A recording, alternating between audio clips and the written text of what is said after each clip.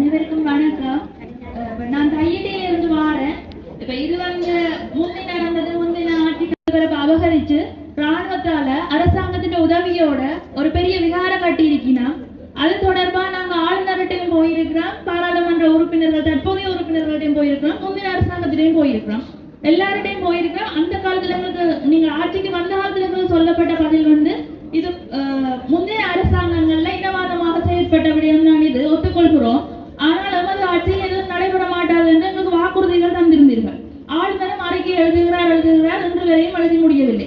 அப்படி இருக்கையில் நாங்கள் கடந்த 20ஆம் தேதி தாங்கள் யாருடைய ஆதரவும் இல்லாமல் தன்னிச்சையாக சென்று பௌத்த சாசன அமைச்சர் சுனில் செனவி அவர்களை சந்தித்து அவர் எங்களுக்கு ஒரு சாதகமான பதிலை தந்து நாங்கள் நம்பிக்கையுடன் வந்த 2 இரவுகள் தூக்கம் கடந்த நிலையில் 22ஆம் தேதியோ 23ஆம் தேதி அங்கே இன்னொரு சட்டவிரோத கட்டடம் மிக கோலாகலமாக திறந்து வைக்கப்பட்டிருக்கிறது. இப்ப இது தொடர்பாக தாங்கள் என்ன நடவடிக்கை எடுத்திருக்கிறீர்கள்? ஒரு பிரதேச செயலகம் சார்பாகவோ அல்லது இந்த பிரதேசத்தில இருந்து மக்கள் பிரதிநிதியாக தெரிவு செய்யப்பட்ட தாங்களோ இது சம்பந்தமாக அறிந்திருக்கிறீர்களா? அல்லது இன்று வரைக்கும் எனக்கு தெரியவில்லை என்ற பதில் தான் கூற போகிறீர்களா? அல்லது இது சம்பந்தமாக என்ன ஒரு நடவடிக்கை எந்த ஸ்டேஜில் நிற்குதுன்றதை இந்த இடத்துல மக்களுக்கு நீங்க தெரியப்படுத்த வேணும். மற்றது இது தனியா ஒரு தனிப்பட்ட அந்த 16 காணிக்காரட்ட பிரச்சனையும் இல்லை. இது ஒரு திட்டமிட்ட ஒரு ஆக்கிரமிப்பா தான் நாங்க பார்க்கிறோம். இது நாங்க தடுக்க செய்து கொண்டுதான் வாரீங்கள். நீங்களும் ஆதரவோ என்ற சந்தேகம் தான் எங்களுக்கு எழுகிறது. இதுக்கு உடனடியாக ஒரு தீர்வு காண வேணும். எங்களுக்கு இது சம்பந்தமா தங்களுக்கு பதில தர வேணும். பல கால சகாப்தமாக நடந்து கொண்டிருக்கிற பிரச்சனை உண்மையில நானும் எனக்கு தெரியும், அது உண்மையில பிள்ளைகளும் எனக்கு தெரியும். ஏன் நீங்கள் அந்த காணி உரிமையாளர் சட்டத்தை நீதிமன்றத்தை நாட முடியாதுன்னு சொல்றீங்க. எங்களுக்கு இந்த நாட்டுல நீதியிலேயோ சட்டத்திலேயோ எந்த நம்பிக்கையும் இல்லை. நீதிமன்றத்தால் தடை விதிக்கப்பட்ட எத்தனையோ எதிர்ச்சாதிகாரமாக நடைபெற்றுக் கொண்டுதான் இருக்கு. நாங்கள் குடும்பநிலையை உதாரணமா பார்க்கலாம். கட்டடம் மேலதிகமாக கட்டக்கூடாதுன்னு சொல்லி தீர்ப்பு வழங்கின பிறகும் கட்டி எழுப்பித்தான் இருக்கிறார்கள். நாங்கள் சட்டத்திற்காக அந்த பிரச்சனையை விட்டா நாங்க பொது வழியில கதைக்க இயலாது. அதை விடுத்து நீங்களே இதை மற்ற பக்கமாக பார்க்க கூடாது. சம்பந்தப்பட்ட பௌத்த பிக்குவோ புத்த சாசன அமைச்சால எங்களுக்கு வழக்கு தொடருங்கள். நாங்கள் பொய் பிரச்சாரங்கள் செய்கிறோம், எங்களுக்கு உள்ள போடுங்கள். ஏன் போடவில்லை?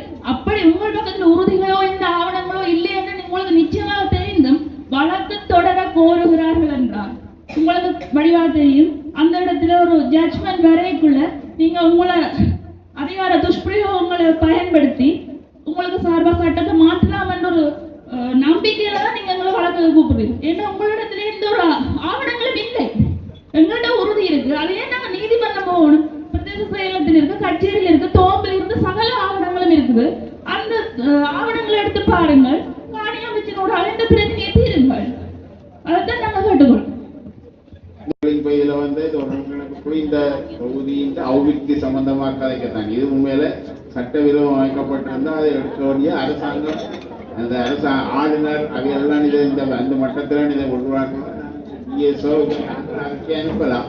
ஆனால் அந்த அறிக்கை எவ்வளவு தூரம் அதுக்கு பதிலளிப்பார்கள் தெரியாதபடியாக நீங்களே ஆளுநர் மற்ற அமைச்சர் மட்டத்தில் தான் இதை கொண்டு வரணும் என்று நினைக்கிறேன். இந்த ஆக்கிரமிப்புகள் தான் இப்ப மக்கள் அதை சூழ உள்ள பிரதேசங்கள்ல கூட குடியமர்றதுக்கு பயம். ஏன்னா முழுக்க ராணுவம் அந்த இடத்துல அந்த பெரிய விகாரை ஒரு ஆக்கிரமிப்பு நடக்க அந்த இடத்துல மக்கள் குடியேறணும். குடியமர்ந்தாதான் அதுக்கு அடுத்த கட்டம் தான் அபிவிருத்தி. அந்த அபிவிருத்திக்கு தடையா இருக்கிறது இப்படியான சட்டவிரோத கட்டடங்கள். பிரதேச செயலகம் தலையிட வேண்டிய ஒன்று. இந்த கூட்டத்தில்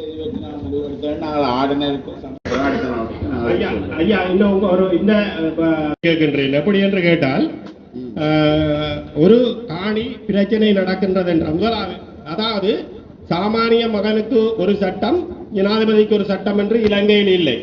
சகலருக்கும் ஒரே சட்டம். ஒரு காணி ஒன்று பிரச்சனை நடக்குது என்றால் போலீசாரின் கடமை என்ன? காணி பிரச்சனை நடக்குது என்றால் நான் விடயத்தையே நானே சொல்லுகின்றேன். பிரச்சனை நடக்குது என்றால் இதுவரையும் கூப்பிட வேண்டும், இதுவரும் அந்த இடத்தில் நிற்காதீர்கள், இருவரும் வெளியேற வேண்டும் என்று சொல்லுவதுதான் போலீசாரின் கடமை. இல்லையோ இருவரும் மீண்டும் பிரச்சனையை ஆரம்பித்தால் நீதிமன்றத்துக்கு கொண்டு செல்ல வேண்டியது போலீசாரின் கடமை. இந்த போலீசார் தையிட்டி விகாரை சம்பந்தமான இடத்தில் ஒரு பக்க சார்பாக வந்து நின்று அந்த தங்களுடைய சொந்த காணிக்கு உரிமை கொண்டாடுகின்ற மக்களை விரட்டி அடிக்கிறதே குறிக்கோளாக இருக்கிறதாக இருந்தால் இவர்கள் போலீஸா அல்ல போலீஸா? ஏனென்று கேட்டால் இந்த மக்களை திரட்டி அடிப்பதும் அந்த சட்டவிரோத விகாரையை கட்டுவதற்கு அதாவது சட்டவிரோத விகாரை அதை கட்டுவதற்கு ஆவணம் செய்து கொண்டிருக்கின்றார்கள். ஆகியால இந்த போலீசார் முதல் தங்களுடைய சட்டம் என்ன இருக்குது என்பதை கட்டாயம் பார்க்க வேண்டும். மற்றது ஒருவர் அறிவித்த பட்சத்தில் தான் இங்கு பிரச்சனை நடக்குது என்று செல்ல வேண்டும். இல்லையோ தெரிந்து போறதாக இருந்தால் நான் எனக்கு 54 வயது, இந்த போலீசார் எங்குமே பிரச்சனை நடக்கிற இடத்துக்கு முன்னுக்கு போனதே கிடையாது. ஆனா இவர்கள் மக்கள் அங்க போகும் முன்னமே அவர்கள் சென்று விடுவார்கள். ஆகியால முதல் சட்டம் ஒழுங்கு எல்லாத்தையும் சீர் செய்கிறது போலீசார் சரியாக நடைபெற வேண்டும். அந்த விடயத்தை கவனத்தில் கொள்ளுங்கள். தையிட்டு வியார தொடர்பாக 2019ஆம் ஆண்டு சபையில ஒரு தீர்வு வளர்ந்திருக்கு. அன்றைக்கே சட்ட நடவடிக்கை எடுக்கணும். மற்றது பிரதேச சபையில் இருக்கிற பிழை என்னென்றால் நிறைய அத்துமீறின கட்டணங்களுக்கு சட்ட நடவடிக்கை எடுக்கவே இல்லை. தற்போது செயலாளர்கள் கேட்க மட்டும்தான் அந்த சட்டவிரோத கட்டணங்கள் எடுத்திருந்தா இவ்வளவு பிரச்சனை இங்க வர்றதுக்கு வாய்ப்பு இல்லை. மற்றது